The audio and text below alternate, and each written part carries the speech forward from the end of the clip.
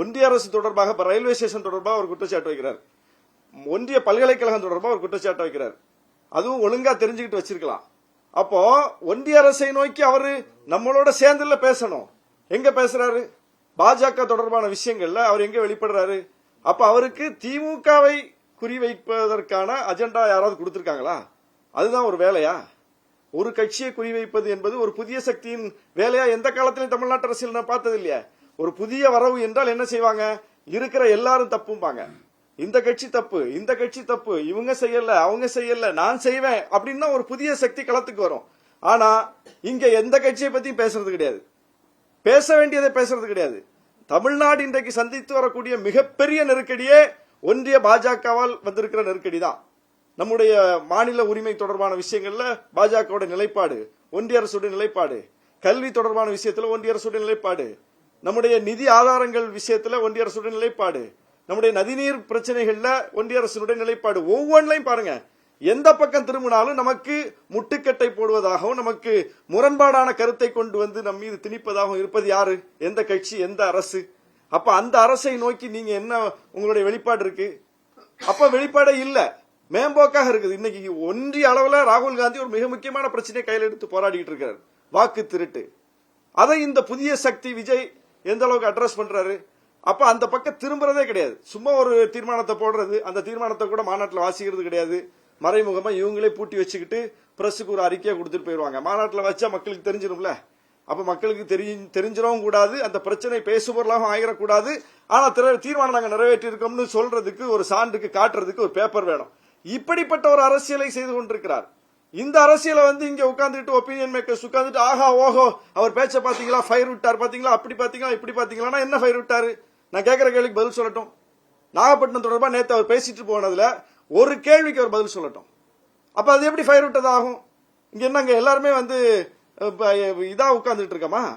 யார் வேணாலும் எப்படி வேணாலும் பேசிட்டு போலாம், பதில் சொல்றதுக்கு ஆள் இல்லையா? அப்போ அப்படியெல்லாம் இல்ல. தமிழ்நாட்டு அரசியல் களம் அப்படி இல்ல. தமிழ்நாட்டு அரசியல் களத்தை மக்கள் கூர்மையாக பார்க்கிறார்கள். அவருக்கு கூடுகிற கூட்டம் என்பது அவருடைய சினிமா கவர்ச்சிக்கு கூடுகிற கூட்டம். தமிழக வெற்றி கழகம் என்கிற கட்சியையே தொடங்காமல் இதே விஜய் அவர்கள் நாகப்பட்டினத்துக்கு வந்திருந்தார் வைங்க, நேத்து வந்தது அப்படியே ஒரு கட்சியெல்லாம் விட்டுருங்க, தாவேக்க கிடையாது, விஜய் நாகப்பட்டினத்துக்கு வர்றாருன்னு சொல்லி அறிவிக்கப்பட்டு ஒரு நாள் பயணம் அந்த ஊர்ல அவர் நிகழ்த்தினா இந்த கூட்டம் வருமா வராதா? இதே கூட்டம் வரும், இதோட கூடுதலா கூட வரும். எல்லாரும் கூட பார்த்திருப்பாங்க. ஏன்னா அப்ப வெறும் விஜயா, ஒரு நடிகர் விஜயா, எல்லா கட்சிக்காரங்களும் பார்த்திருப்பாங்க. அப்போ அவருக்கு இருக்கிற அந்த சினிமா கவர்ச்சி என்பது அது ஒரு நிலையானது. அதை வைத்துக்கொண்டு அவர் அப்படி ஃபயர் விட்டுட்டார், இப்படி ஃபயர் விட்டுட்டார்னு சொல்லி இப்படி பல பேர் பேசுவதும், இல்லாத ஒன்றை இருப்பதாக காட்டுவதும், அவர் கேள்விகளாக அடுக்கி விட்டார், சவால் விட்டு விட்டார், தைரியம் இருக்கான்னு கேட்டுட்டார். முதல்ல நீங்க பிரஸ சந்திக்க அந்த தைரியம் இருக்கா உங்களுக்கு? ஒரு கேள்விக்கு பதில் சொல்லுங்க. பத்திரிகையாளர்களை சந்திக்காத தலைவர்களே கிடையாது உலகத்துல. ஊடகவியலாளர்கள் வைக்கக்கூடிய கேள்விகளை எதிர்கொள்வதுதான் துணிச்சல். அரசியல் அந்த துணிச்சல் வேணும். முதல் அடிப்படை தகுதி அதுதான். எந்த கேள்வி வேணாலும் கேளுங்க, பதில் சொல்றேன் என்பதுதான் ஒரு தலைவருக்கான இலக்கணம். அது எங்க போச்சு உங்கள்கிட்ட? நேத்து பிரஸ் அப்பவும் உங்களை நோக்கி வர்றாங்க. நீங்க அவங்கள பார்க்காத போதும், அவங்கள நீங்க பார்க்க விரும்பாத போதும் அவங்க கடமையை செய்யறாங்க, மைக்க நீட்டுறாங்க, உடனே கண்ணாடியை தூக்குறீங்க. என்னன்னு கூட கேட்கறதுக்கு உங்களுக்கு துணிச்சல் இல்ல. நீங்க துணிச்சலை பத்தி மற்ற தலைவர்களுக்கு சவால் விடுறீங்க. முதல்ல இந்த அடிப்படை துணிச்சலை நீங்கள் பெறுங்கள். இது துணிச்சல்னு கூட சொல்ல முடியாது, இது ஒரு சாதாரண அடிப்படையான ஒரு தகுதி. இது இந்த தகுதி கூட நீங்கள் இன்னும் அடையவில்லை. அப்ப நீங்க ஒரு பிம்பம். உங்களுடைய புகழ் என்பது சினிமாவின் மூலம் கிடைத்திருக்கிற புகழ். உங்களுக்கு எல்லாரும் ரசிகர்களா இருக்காங்க. நாங்க கூட உங்க படத்தை விரும்பி பார்க்கக்கூடியவர்களா இருக்கிறோம். அடுத்த படம் வந்தாலும் பார்ப்போம், கடைசி படத்தையும் பார்த்தோம். அப்ப எங்களெல்லாம் உங்க கணக்குல வச்சுப்பீங்களா? அப்ப உங்க கணக்கு என்பது என்ன? ஒரு தேர்தலையாவது நீங்க சந்திச்சிருக்கணும்.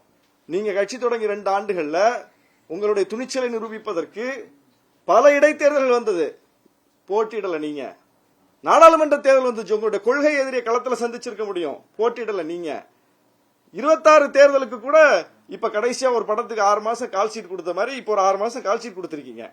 இந்த படம் ஓடுனா கண்ணி பண்ணுவீங்க, இந்த படம் பிளாப் ஆயிடுச்சுன்னா விட்டுட்டு போயிடுவீங்க. அது ஏற்கனவே ஒரு கேரள ஒரு திரைக்கலைஞர், ஒரு நடிகை அவர்கள் சொல்லியிருக்காங்க. அவர்கிட்ட நான் பேசும்போது அவர் சொன்னாரு அப்படின்னு. அது உண்மையா பொய்யான்னு தெரியல, ஆனா அவங்க சொல்லியிருக்காங்க, அதை நீங்க மறுக்கல. அப்போ இப்படித்தான் இந்த அரசியல் வந்து முன்னிறுத்தப்படுகிறது.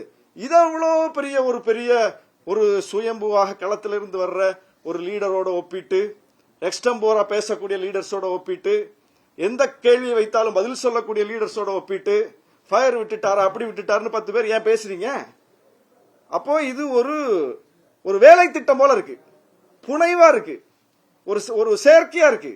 ஒரு கட்சியை தொடங்குவதும் அவரை வந்து ரொம்ப தள்ளி கொண்டு வந்து விடுறது களத்துல. அவர் வரவே மாட்டாரு, வீக்கெண்ட்ல வருவாரு, எப்போது ஒரு நாள் வருவாரு, ஏதாவது ஒன்று பேசுவாரு. அதுவும் வந்து ரொம்ப ஸ்கிரிப்டடா பேசுவாரு, எதுவும் திடீர்னுலாம் பேச சொன்னா பேச மாட்டாரு. அப்ப இப்படி வந்து ஒரு வடிவமைக்கப்பட்ட ஒரு தலைமை, ஒரு வடிவமைக்கப்படுகிற ஒரு கட்சி, ஒரு டிசைனா இருக்கு எல்லாம். இது வந்து தமிழ்நாட்டு அரசியலுக்கு உகந்ததல்ல.